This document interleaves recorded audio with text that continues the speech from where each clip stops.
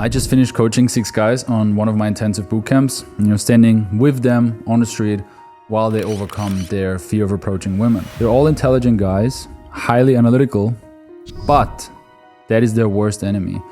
They're so smart, they make up the most logical sounding excuses and they believe them. But I understand, I was in the same position when I first started out. I had all the same fears, the same insecurities, and I was imagining these nightmare outcomes when I actually go over and say hi to a stranger. The problem is, all of these excuses come from assumptions you've never actually tested. And over the last 10 years, I've done thousands of approaches myself, and I've witnessed probably 10,000 or more while coaching guys on the streets. So I've done the scientific method, so to say, hypothesis and then testing, confirming the assumption with data. But most of you are just going hypothesis,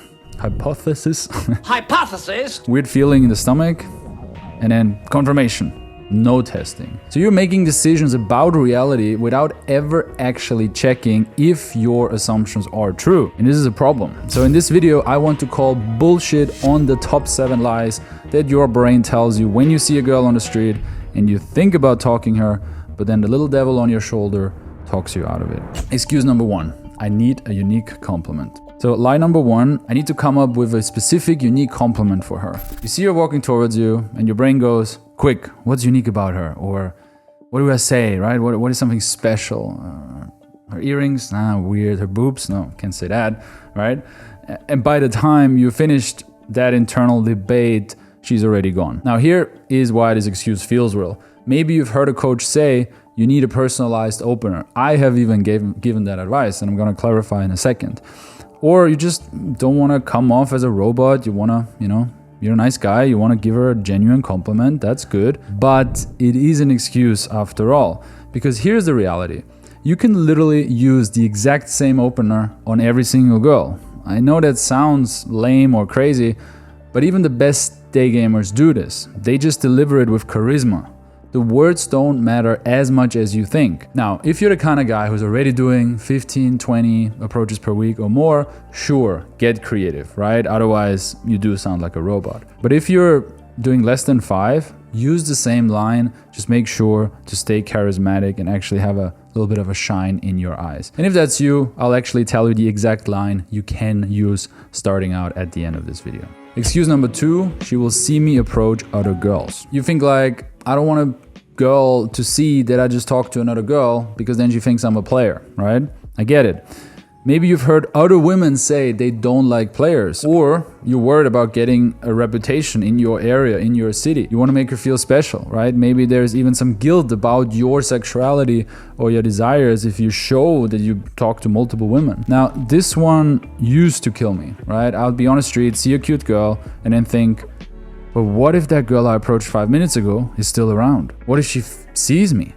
She will think I'm just a guy who hits on everyone, like a weird creep, like a sex addict. The reality is though that 99% of the time, this is a made-up scenario in your head. It's statistically highly unlikely, especially if you're in a huge city. But let's say it happens, right? Let's say you are right and that girl that you approached 20 minutes ago does see you talking to another girl. What now?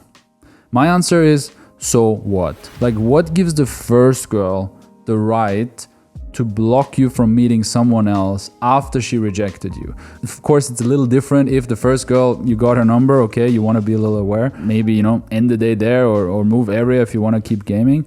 But if she rejected you, she has no right to have a decision or a word in your future dating life. Like, imagine you're on Tinder, trying to meet ladies, and a girl swipes left on you, so she's not matching with you. Does that mean you're blocked of the app now for the next 24 hours? No, of course not, right? Or that first girl who didn't swipe you, she would be upset if you keep swiping to find someone else? Of course not, right? So it really is just a type of social pressure you have if that girl that rejected you sees you with another girl and it is going well, but that's just a pressure you have to learn to deal with. You're never gonna see those people again on the street, so why are you letting your fear of what they think of you control your life? And again, the real data here from my 10 years of experience. I've worked with hundreds and hundreds of guys exactly with these issues, for many years in different cities. And it's never been an actual issue, right? No girl was like, oh my God, shocked. It's just in your head. That's what you just have to keep remembering. Okay, lie number 3. What if I approach, stand there, and stutter or don't know what to say? Now, this is massive. Maybe that's the number one, excuse guys have to not approach because they're worried of what to say once the approach goes well. Very common. So, because there's so many things that could go wrong, like the approach is one thing, right? But then leading a conversation is a completely different thing. So I do empathize with that worry. My clients are used to only speak when they have something to contribute. They're smart guys. So chatting up a stranger, talking nonsense, small talk, casual topics can be a challenge. And as an analytical guy, you want to look competent. Standing there, running out of things to say, and starting to stutter or mumble or saying things that don't make sense in your mind is the opposite of a confident impression in your mind. The solution? Add long pauses throughout the conversation. Feels awkward at first, but it has 3 massive benefits. One of them you might have noticed by me pausing. It gives you time to think what to say next.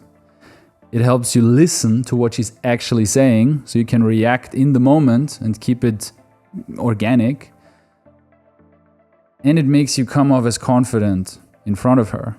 She will think, wow, this guy is really relaxed, not as nervous and fast talking like any of the guys talking to me usually.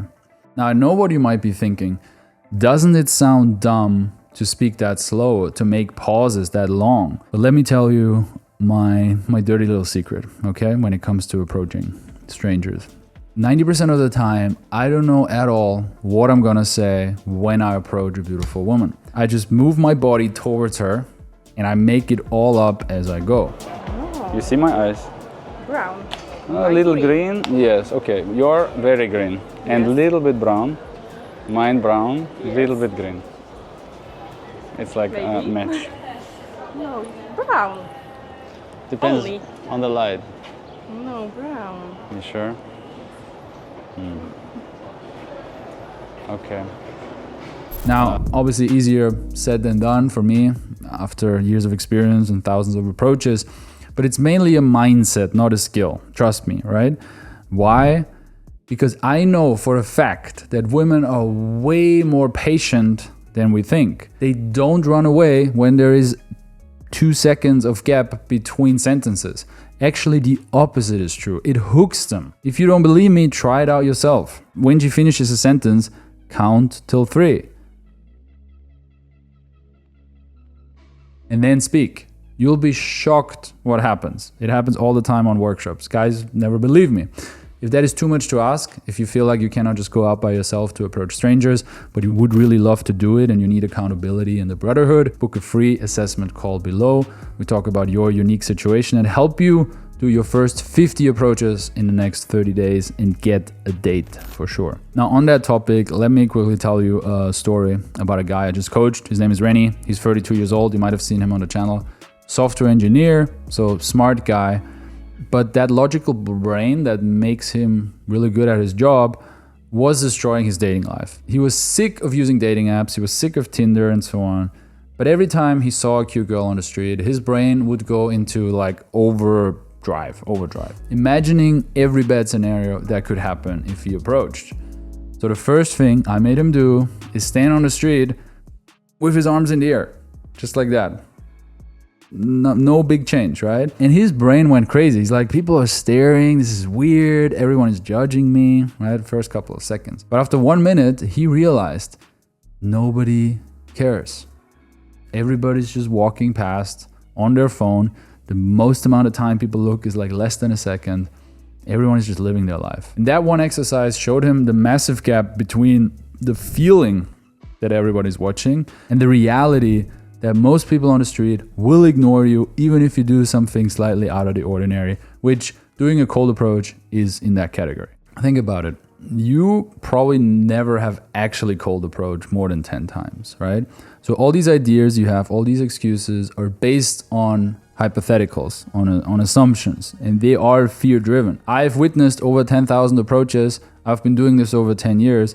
What I'm saying is based on evidence. So there's friction. But of course, your fear is going crazy to hijack your logical brain to protect it. It makes all these excuses sound real, sound logical. And it's trying to convince you that I'm wrong, that your situation is different, and that it won't work for you. But that's not logic talking, that's your fear.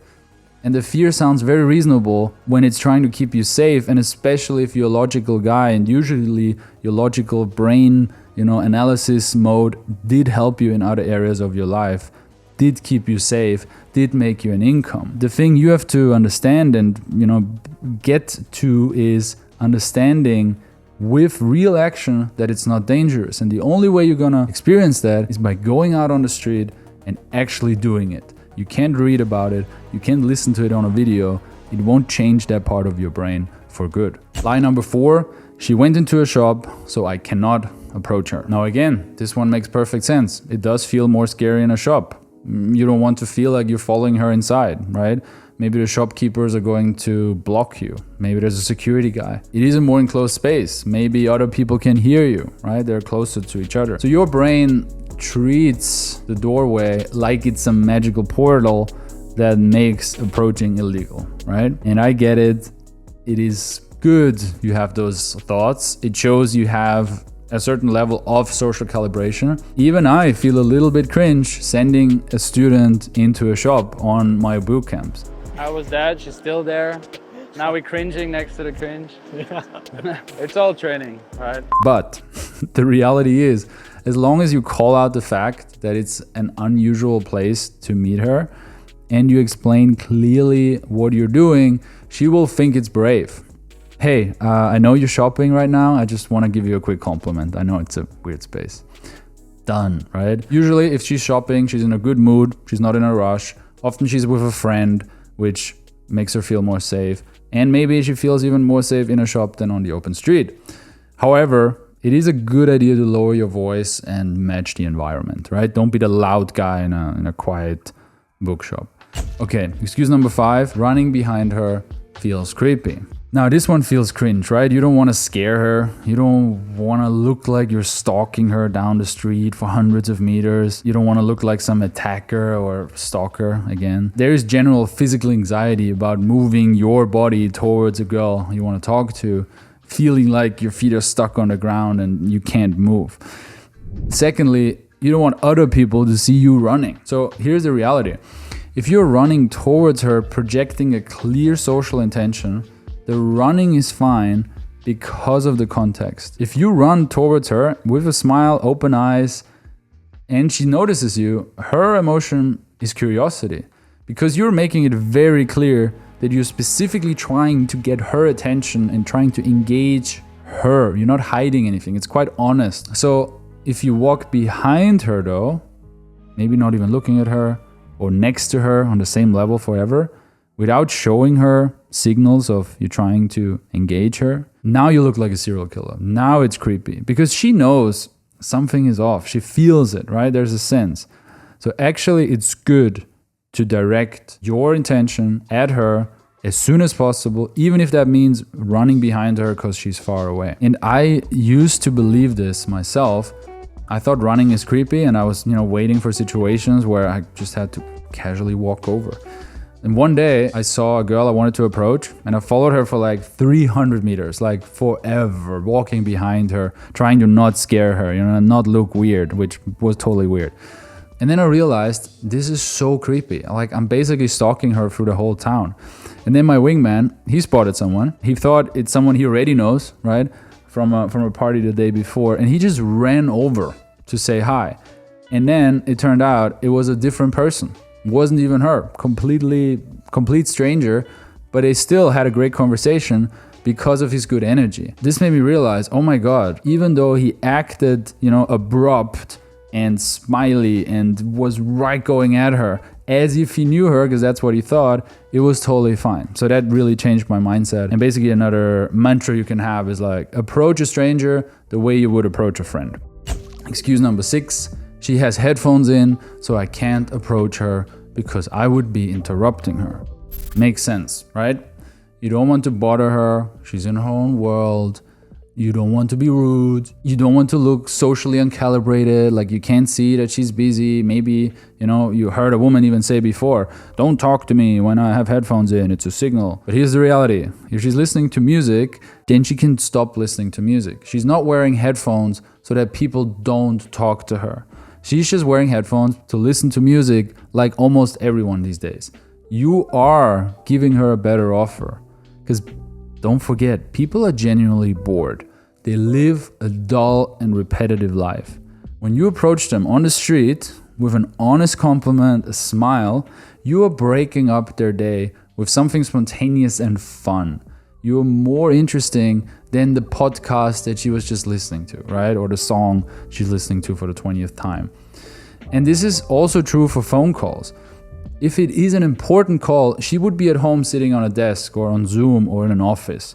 She's probably just listening to her grandmother complaining about the cat scratching the curtains, or what her friend had for lunch, or, the fight her other friend had with her boyfriend for the 100th time. You literally might be saving her from a super boring phone call. Are you on the phone? Yeah. You look pretty also. Oh, thanks. You talked to your mom or what? No, that's my best friend. Okay. Now again, calibration is key here, right? Same as in the shop. You have to give context to show you're aware of the situation. You aren't just like hammering the approach, copy pasting the same exact thing that you do with every girl. So a simple line like, hey, I see you on the phone, but, or hey, I see you listening to something, but does the trick. The fact that you approached her while she's on the phone looks even more brave. It makes you actually come off as more confident and more charismatic and can work to your advantage. And finally, lie number 7. I prefer to approach a girl who is sitting or stationary rather than walking. Now this one feels comforting, right? Like suddenly you made up your mind that all these women that are rushing by, you're not going to approach because you're waiting for someone who is sitting down. That's, the first problem with it. You're basically letting go 90% of chances just by making that one decision. But it makes sense, right? She's already in a relaxed mood. It's easier for you to give her calm energy. You don't have to force her to stop to talk to you. You can plan your approach better. You don't have to quickly come up with something smart to say. You can hesitate for minutes and minutes because she's not going to walk away. And honestly, for some guys, this might be a good way to practice or get into the flow. You can get some reference experience with this on conversation because, she's still and you have a little more time to mentally prepare. But here's the reality. The main benefit of approaching a girl and stopping someone who is walking is that the fact that she stopped for you is a sign of interest and consent. It's much more difficult for a girl sitting down on a park bench to make it clear to you that she does not want to talk to you. Because often, they're polite, they're shy. If you stop a girl who's walking, she can just keep walking if she's not interested. So you have to make sure to not block her in. If you're standing and she's sitting down, there's this difference in height, and your body language and position might signal danger to her. So please be aware of that. Talk to her from the side or lean against the wall if she's against the wall. Leave her an open space out, okay? So these are one of the most common 7 excuses that I've heard over my years and years of experience.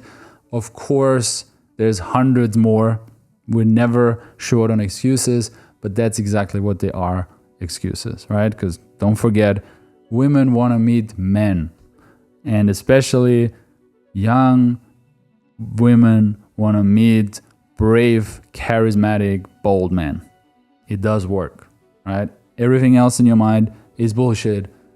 And if you would have done hundreds or thousands of approaches, you would know, but you didn't. You have to trust me.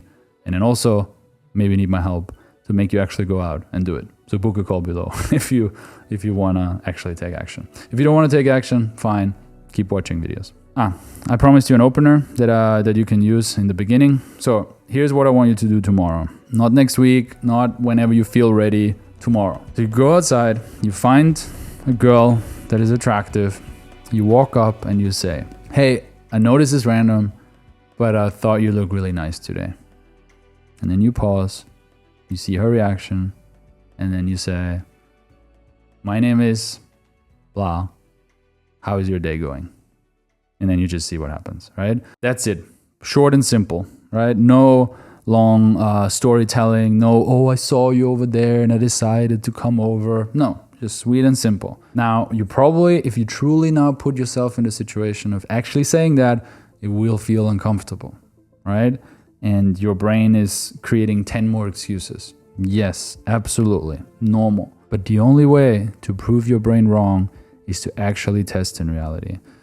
And if you can't do that, if the idea of approaching terrifies you, and maybe you've tried before and you've frozen up, and you need someone to actually walk you through this step by step, which is completely normal, right? I was the same. My mentors also did not figure this out by themselves. Then this is exactly what we help guys do.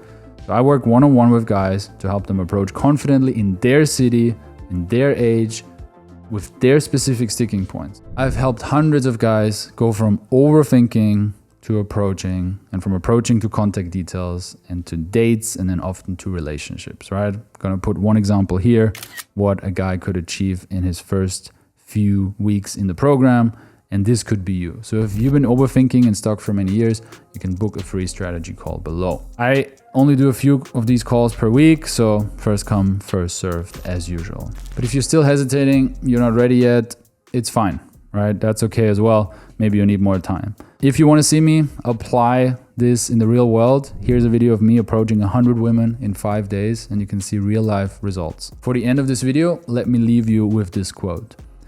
We question all our beliefs except for the ones we really believe in, and those we never think to question. See you in the next video.